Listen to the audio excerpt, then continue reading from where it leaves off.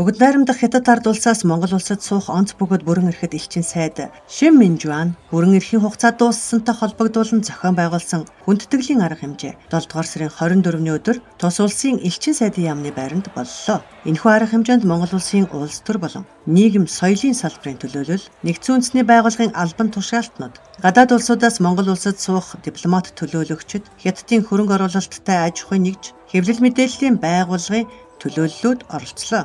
Тэрээр Хятад Монгол хоёр орны харилцаанд гарсан дэвшил, өндөр дээд хэмжээний харилцан солилцоо, томоохон төслүүд болон Монгол улсад ажиллаж байх хугацаанд дах төрсөн сэтгэгдлүүд эргэн дурссаны дараа найрсаг анд нөхөддөө түүнийг ажиллаж байхад ихээхэн дэмжлэг тусалцаа үзүүлсэнд нь чин сэтгэлийн талархал илэрхийлэв.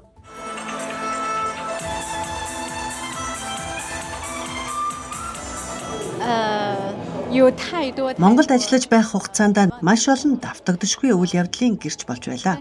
Үүний дотроос дурдвал өнгөрсөн жилийн өвөл маш хөөрхөн байсан. Тэр үед би элчин сайдын ажилтнуудтайгаа хамт хөдөө явж тэмээ унах арга хэмжээнд оролцож байсан юм. Тэр үеэр тэмээ унсан нэгэн монгол хүү надтай хятад хэлээр мэдчилж намайг Хятад улсын элчин сайд гэдгийг таньсан. Мөн өөрөө хятад хэлээр шамдан суралцаж байгаа тухайгаа яриад Хятад улсад суралцах хүсэлтэй гэдгийг илэрхийлсэн нь их сайхан санагдаж билээ. Цаашид Монгол улсын хүүхэд залуучууд хятад хэл сайн сурч, хятад орныг сонирхон судалж, хоёр орны ирээдүйн хамтын ажиллагаанд улам их хувь нэмэр оруулаасай гэж хүсэж байна.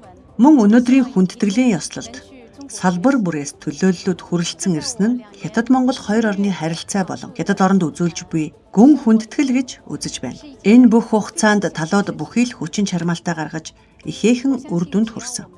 Хоёр улс 70 жилийн дараа хил дамнасан төмөр зам болох ганц мод, гашуун сухайт, мөн Эрдэнэ бүрэнгийн усан цахилгаан станц гэх мэт томоохон төслүүдийн бүтээн байгуулалтын ажлыг эхлүүлээд байна. Эдгээр томоохон төслүүд амжилттай хэрэгжиж, үр өгөөж өгнө гэдэгт бүрэн итгэж байна. Бас олон сайхан Монгол найз нөхдийг Хятад оронд зочилж, бидний илгэсэг халуун дотн найрсаг ард түмэн болохыг биеэр мэдрэхийг урьж байна. Та бүхэнд аз жаргал, сайн сайхан бүхнийг хүсье.